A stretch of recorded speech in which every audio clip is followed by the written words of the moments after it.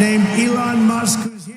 During the early days of the Trump administration 2.0, arguably the second most powerful man in Washington has been a South African. Chainsaw! Elon Musk has taken a chainsaw to the federal government and slashed his stock price in the process. Elon Musk is a brilliant guy. He's somebody that really understands how to disrupt things, how to get more efficiency out of inefficient processes. But you can't come in 100 days and fix the government.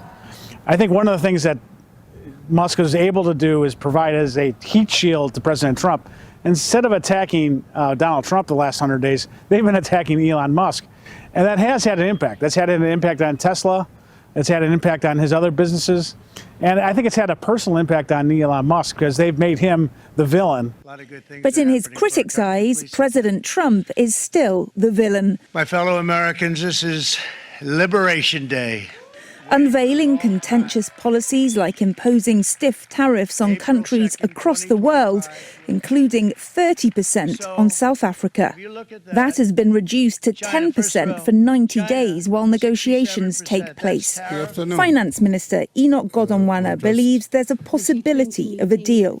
Our colleagues from trading industry, they are developing as part of that engagement. They have had some informal engagement and sensed what the Americans require and are making a proposal in that regard.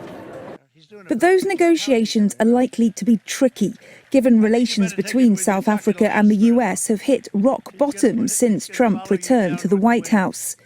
The US president expelled the South African ambassador for saying that Trump's support was partly a response to a, quote, supremacist instinct. He also cut off aid to the country and says he'll boycott the G20 Leaders Summit in Johannesburg later this year, citing the new land expropriation law as the main reason. It's a move that some believe would be counterproductive.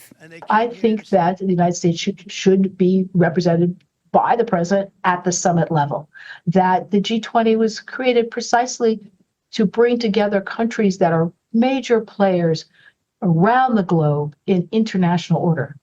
They don't always agree with each other, which is part of the point, but they do understand that they bear a responsibility. Others believe he'll change his mind. I think he will go to the G20. I think he loves those type of forums. President Trump wants to be taken seriously, and he's not going to miss an opportunity. For Donald Trump, you have to understand, for him, it's all about making deals. And you can't make deals unless you establish personal relationships, and you can't do that if you're going to boycott these countries. There's certainly time for him to be swayed. The G20 Leaders Summit is not until November. Before that, there is a lot on the to-do list when it comes to South African-US relations, including negotiating a trade deal, appointing a new South African ambassador, and strengthening frayed bilateral ties. Kate Fisher, SABC News, Washington.